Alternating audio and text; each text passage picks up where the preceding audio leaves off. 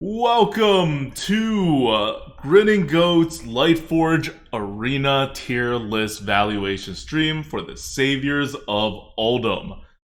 This is ADWCTA. This is Merps.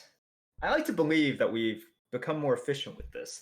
That this time will be different. This time it'll only be 4 hours. Yeah. So that's probably not going to be true. Last time it was just me, and it went on for more than 4 hours. Well, that's because you ramble. You have no one to rein you in. I'm definitely not going to rein you in. Hey, I'm going to complain and go off on I tangents. went But under 15 minutes on pretty much every class video. All right, I was proud of myself last time. If you well, guys don't know what we're doing, what you are about to see, what you're about to embark on, if you're watching this live, or if you're watching part one of like 15 or whatever on our YouTube channel, is what we do every single year before the expansion, which is to analyze the meta and review all the cards and tell you how good all the cards are before anyone's played with these cards.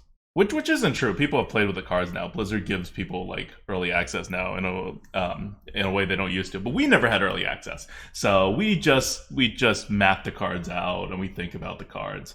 The Lightforge tier list is backed by an algorithm that I don't normally I say something like, "Oh, it did 99.5% of the cards." This time, it is responsible for literally every single card except for one. And we'll talk about what card that one is. And that one's even sort of algorithm. We just kind of slapped a modifier on it. In any case, it has seen us through many metas, and by this point, it's pretty rock solid. So we trust what it gives out, and you could review us by going back in time and look at all the YouTube videos. We don't take them off, so you can see what our predictions are and see how well it matched up with the meta. So yeah, we are about to reveal all of the scores. We now normally do it 2-3 days before the release of the actual expansion, and hopefully this gives you the edge for day one when you jump into the new meta and before Blizzard has rebucketed the cards. Although I'm not really sure that matters. They're not really rebucketing based on how good they are, just based on like how much people click on the cards. Anyway, you'll get an edge, and you will be able to pick the good cards instead of the bad cards. So usually it makes a pretty big difference in the first week, and it continues to make a difference as we figure out what the misbucketed cards are. Just for example, in the last release for Rise of Shadows, we came out and we said no doubt about it, it's going to be Scribe number one by far. This is before anyone was really even talking about Scribe, and also Hogsteed. We put them neck to neck as a number one and a very close number two, and they got bucketed really low, and they dominated the meta for I don't know, the last 4 months. So that's something that we normally do. We do have misses sometimes. We never thought Ticket Scalper, for example, was like the best card, but we did think it was very meta impacting. I think we released it at like a 113 or something, and now you'll see in the now that it's back in the meta, it's like a 100 or something. So it actually went down even more. But it did not have the meta impact that we thought it would. So we're not still always terrible right. design. Still a terrible design, but we were more on that card for the design than the scores. Like, we talked about it, and people were like, it's not the best card ever. I'm like, okay, we said it was a little better than Yeti. Like, we did not say it was the best card ever. But we did think it was going to impact the meta more than it has. So, in terms of how well the card is scored, sometimes we're off, sometimes our analysis is off, but really freaking accurate for the most part. So let's kick this off. We're going to do things a little differently this time around than what we normally do. So we're going to start off with this intro video that kind of outlines how we're doing things. Then we're going to move the deep meta analysis to the very end, at the very last video, after we see all the cards coming in, instead of doing it right now. So instead, we're just going to kick it off with a little bit of a preview of what we think the meta's heading, right? There's a whole rotation coming in, and it was actually spoiled because something messed up at Blizzard and they like released all the new rotations in. But before I go too far, Merps, do you want to explain like how the arena works right now? Because like it feels like it changes every 2 months. It doesn't really change entirely every 2 months, but almost nobody knows the rules to the arena, I feel. And like even I had to brush up on some of the like more specifics to it. Okay, this is true. You do get a lot of questions every once in a while because we just assume people know all the intricacies of the arena, even though there is nowhere official in one place where you can go search up the rules. So, since we're talking about cards, within the arena draft, you will draft 1 out of 3 cards every time for 30 times. And the choices that you're going to get depends on these buckets. So you will never see one card go up against every other card in the game. They are confined within these buckets, these groupings, in which you will always see certain cards get offered in the same bucket. So they are only up against other certain cards.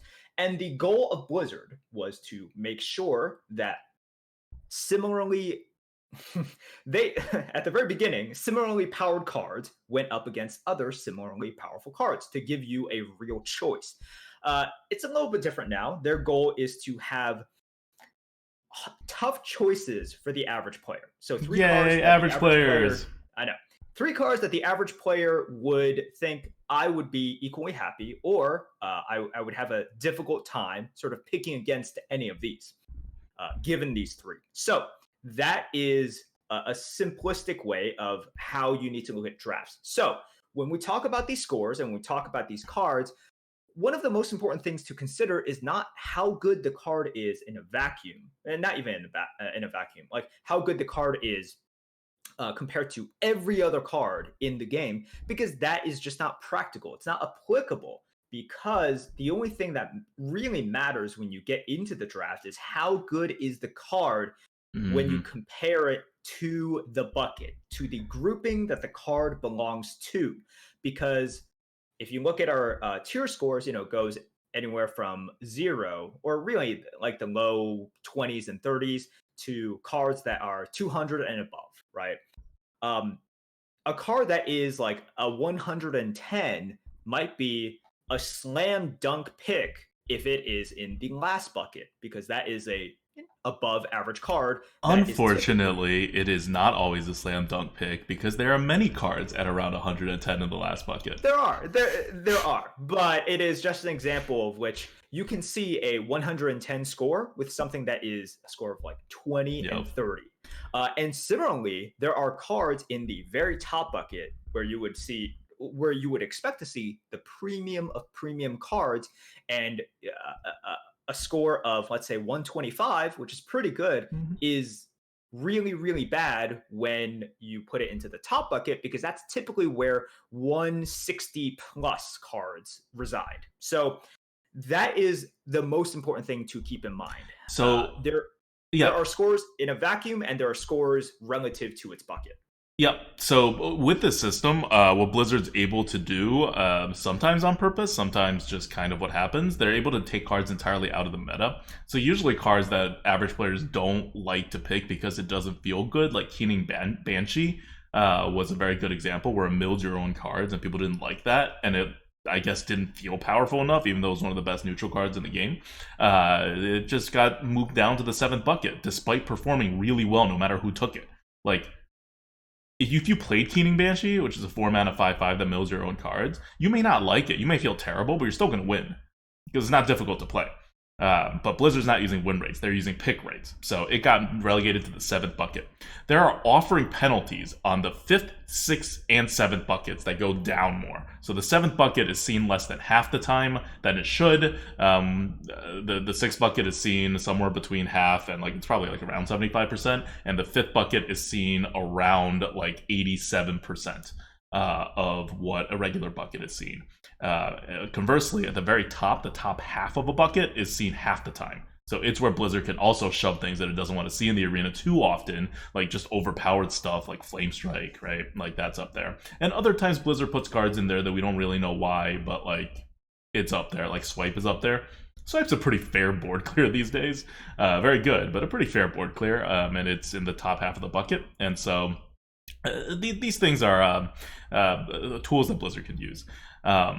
More interesting than that is that they also adjust classes. So every week, every 2 weeks, especially when they release a new expansion, they'll do a class adjust, and that'll just bump up certain cards and classes and bump down certain other ones. They're not very transparent about it. They just tell you which classes go up and which classes go down. They don't tell you how much. They don't tell you what's moving, but it hopefully creates class balance. So that is what they use to create class balance. Buckets are specifically noted by the Blizzard balance team to not be used to create balance, and instead to be used to create a good drafting experience for average players, meaning it probably doesn't apply to you or me. And instead, what it does is it skews the meta towards certain cards. So what is going to be prevalent in the meta? Scribe is, Hogsteed is. Why? Well, sure, they're the best neutrals, but it wouldn't be an issue if they were the best neutrals in the top bucket.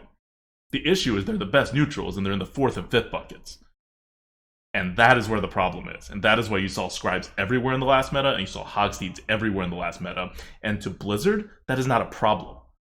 Because the average player apparently was still not picking Scribe and Hogsteed as often as they should have. And you can kind of see why, because when we came out 4 months ago and we said, hey, best cards in neutral coming in by a long shot, Scribe, Hogsteed, these are like top of the line. They're like Primordial Drake level cards. Everyone was like, oh, interesting. Instead of like, yeah, duh. I feel like this time we're going to come out and be like, there's a king of the arena, and everyone's like, yeah, duh. It's not really a hot take for Saviors of Uldumon's powerful card. But yeah. Not Uldumon. Okay. No. But I will say that the number one neutral card in Uldum in SOU. I'm just gonna say SOU, Saviors of Uldum. The number one card in SOU is in the 5th bucket. 5th being where cards should be rated like, I don't know, 110, 115. Yeah, this card is rated much higher than that. So it will be seen everywhere. It will be a problem. If it doesn't get moved, it's gonna be ridiculous. Anyway, anything else you want to add about like how drafting works? No, I think that's it. Look, guys, there's other intricacies. There's obviously tips and tricks, but that's not what we're here for. Hopefully, you've gotten a better understanding of it. Let's move on to hopefully what you came here for. Okay. Well, before we get to that, I want to drop like some very quick notes on the meta. What are the new sets that's coming into the meta? Right, because now we're in a rotational meta, so that means all the sets that were in the game before rotate every 2 months. So all the sets you knew in Rise of the Megs, they're not there anymore. It's just classic. You have your classic sets, and then you have all new sets coming in, even besides Saviors of Uldum. So the new sets are... The new sets are, we have the basic and classic sets, obviously. Or maybe not obviously, who knows? Maybe one day we won't have them. But at least for this rotation, basic, classic, League of Explorers, Journey to Ungoro, Kobolds and Catacombs, Rostakon's Rumble, and Saviors of Uldum. So those are the sets that you will draft and play from in the next rotation. In many ways, this is going to be like the freshest meta ever, because not only are we getting a new expansion, but Rostakon's coming back, and Rostakon's only been around for like 4 months before. So like, yeah, we played with it, but we haven't like destroyed it, right? The way like Ungoro has been totally like everything about Ungoro everyone knows. So it's going to be interesting. And with these coming in and the Saviors of Uldum, we stuck everything in the algorithm, and we got some interesting tidbits on what's going to happen in the upcoming meta. And we'll talk more about this at the very, very end to prepare you for the meta. But just really quickly, one, there's going to be a lot of taunts. Like, the amount of taunts in the meta are not quite going to double, but it's going to be close to that. That's a crazy difference. Like, imagine almost double the amount of taunts. And they're not like normal sized taunts too. Sleepy Dragon, Mammoth is coming back, Amani Warbear, Volcanosaur. Like, those are not new Saviors of Uldum cards. You add some of the new Saviors of Uldum taunts in as well. And there's some decent ones. They're not like the best cards, but like Bone Wraith, Rap Golem. Like, there's plenty of neutral cards as well there. In terms of taunts, you're gonna have a very taunty kind of meta. Yeah, which I don't love necessarily, but we will talk about this later. If you have been playing in the Rise of the Mechs, meta, it's probably the meta with the least amount of taunts that we've really ever seen because it was fast. It was a decent part of it was due to these mech synergies, but everyone was playing this really tight mid-range sort of game. There weren't many small taunts, and there definitely were not big taunts. So taunts that are coming back, including Mastodon, including Sleepy Dragon, those were not prevalent. We didn't even have Bog Creepers. You really basically just had Sunwalker on 6, and you had Safeguard on 6 as well. Those were the biggest taunts. And now, not only do you get really big taunts, you still have mid-sized taunts, a decent number of them, and you have really, really strong small taunts in addition to that. So when you are calculating the risk of going face and shoving all in, you have to account for that, and you have to really adjust your game when you take those risks. What was considered pretty safe before is fairly dangerous now. Yep. Next up, so there's some things that are going to change in the new meta. Mechs are down. I'm just gonna go over this really quick. Mechs are down. Demons are down. Death rattles are down. Yes, even with the reborn mechanic coming in, death rattles are significantly down. On the other hand, you're gonna get more than double the amount of beasts you used to see, along with a whole bunch of beast synergies coming up. So beasts are back in a big way. We talked about taunts coming back. Spells are going to be up. It was a very low spell meta in Rise of the Mechs. That's not a function of wild rotation or like the bucketing system or anything like that. That's just the sets we got. So when we got the new sets coming in, the spells are coming back. Like it's gonna feel more like it did like 4 months ago.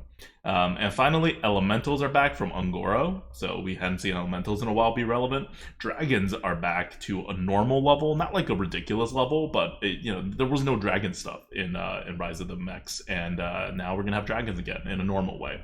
And also Murlocs are also gonna be back in a normal way where stuff is happening, right? There's a neutral Murloc that gives everyone Murlocs. There's gonna be Murlocs in this meta.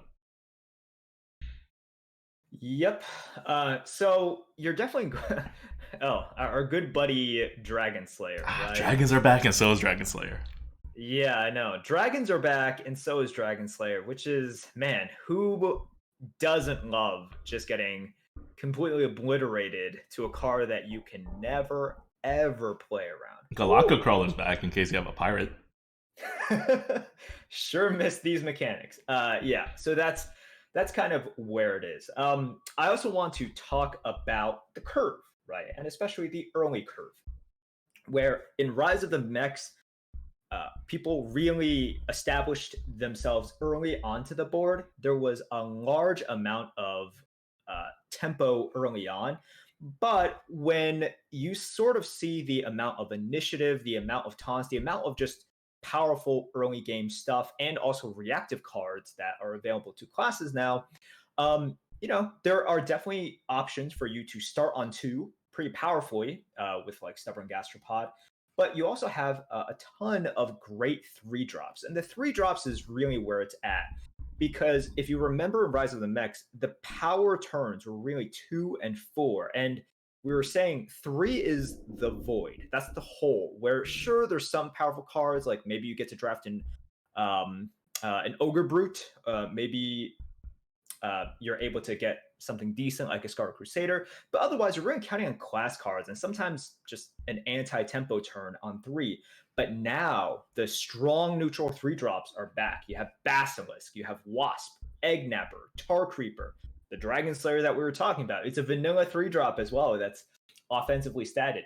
These are all back. So the days in which you maybe skimp on some 2s and just really get some strong 3s, we could definitely be seeing that. Because if you did that in the old meta, if you skimped on 1s and you didn't get 2s, you were going to get underpowered 3s, and then you were basically dead. But now, if you get 2s, you're probably going to get some strong 2s, like a Gastropod. Everyone's happy with a Gastropod. There's a lot of 2s in this upcoming meta. There are. Like, by numbers, there's almost as much 2-drops being offered in this meta as there was in the previous meta. The difference is not that 2s are gone or that you can't make decks with 2s anymore, but the 3s. The powers are coming back. So it's more like the 3s are coming back rather than the 2s are going away. Yep. So if you essentially end up missing on twos right now, the power level of all of these three drops are going to hold you until you can stabilize with some big AoE or you just have a game changing play. So, what you could definitely not do in the last meta, which is ignore one drops, two drops, and try to recover on three, you can probably do in this meta. I only say probably because we don't know all the information, right, with the buckets, but You can this is a vibe. you can do it. Yeah, You can do you it. could probably do Even it. in the last It was meta, like I've been saying this from the very beginning of the last meta, the vast majority of my 12 wins come from decks that didn't curve out. Why? Because everyone else is curving out. Why fight for that? That's kind of random anyway, whether you win the board at the very beginning or not. but you still had twos. You still had like That's some twos. I didn't curve out. I had like 3 2s, for example. Like that's not a. I mean, it's not strictly starting on 3 because I was trying to get twos. And I just didn't like give up enough value for them. But it's like you don't have to curve out. Now you definitely don't have to curve out on twos. Okay, so with the powerful 2s and 3s comes in this next meta a really crappy hole on 4s. Like the power levels of the top cards, there's going to be plenty of 4s. I don't want the people to hear this like, oh my god, I'm not going to have enough 4s. There's going to be enough 4s. They're just not going to be great. Like the top end power level of like Dark Iron Dwarf, it's not going to be breached. So whereas in 3s you have like Wasps and like Tark Reapers, just like whatever you want to like happen, you can do it pretty much better than a normal vanilla card. In 4 drops, you just kind of have pretty basic vanilla cards, and then in 5 drops, the power level gets bumped up again, and there's like some pretty damn powerful cards at 7+. So the power level of this particular set is kind of like it starts out strong on the curve, and then it dips on 4 and comes right back on 5, and then keeps going. So I don't know how that's going to impact the actual games, but I think like what would happen if you have a strong early side in some decks and then a strong late side in other decks and a weak middle? They're not going to meet, right? It's going to be more rock paper scissors. So I think the meta could like keep that in mind when you're drafting and when you're trying to adjust your drafts to where the meta's going. Mid range is not going to be super strong on 4. So if you're trying to build a mid range deck to fight against the aggro decks and to still keep going and compete with the control decks, to whatever extent you can pull that off, it's going to center on 3 and 5. Your 4s are not going to lock it down for you. Those cards do not even exist. It's not like there's one great card. There's nothing there. It's just empty. Yeah. So once again, this is all relative because I can immediately see people getting their pitchforks like, oh, these Lightforge guys, they forgot about Fireplume Phoenix. Fireplume Phoenix is a 111 point card. It is not a great card. It is a Dark Iron Dwarf level card. Yeah, it's good. Like it's better than a Yeti, but it's not a Wasp. There's a difference between like a good card and like a premium card, right? A card that is overpowered for being a neutral. Mm-hmm. It's no Stone Skin Basilisk, I'll tell you. No, definitely not. It's not even a Wasp. So yeah, that's kind of our high level picture of what's going on in the meta, and we'll reference it as we go deeper into our analysis. One more thing to note is this set is just really powerful. Like that's going to be a theme. It's some of the scores look like they're maybe a little too powerful. Most of the scores are just like consistently powerful. Like in a normal set, you get like 1 card per class that's like a premium, maybe 2. In this set, you'd get like 4, maybe 5. It's that kind of stuff. In terms of the and in terms of the neutrals, it's not actually all that much worse, that like all that much more powerful than what you would think what the normal sets are. So it is very powerful on the class card side, but I think in neutrals it's actually more under control than people are giving it credit for, with one exception. And we will get into that. So I thought we were going to get into that in this video, but we're not, because this video is long already. Do you want to add any comments about the meta or drafting, or I just want to get all that into this video so we can like actually start talking about cards in the next one?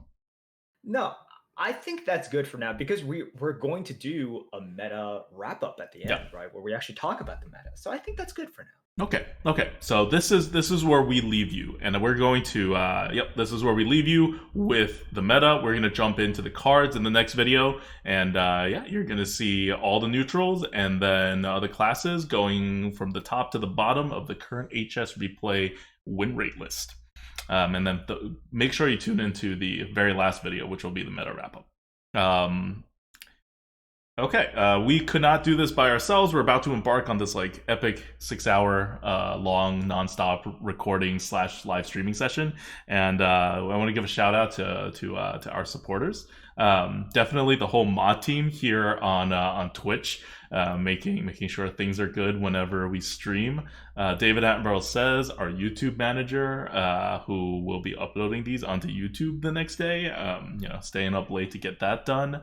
The Lightforge tier list team, who have been working on the algorithm and have made this possible to even have these numbers up every time, right? Like before the expansion releases, we have like just a few days to put them up. Definitely a lot of work there, and also our Patreons, Merps. Our Patreons, thank you so much to 4P, Afro Ninja TB, Brand New, Cheng Yin, Joshua C, Kirby 5 Life, Eric L, and RV Night Train. Thank you for giving us money, guys. All right, see you guys in the next video. Bye.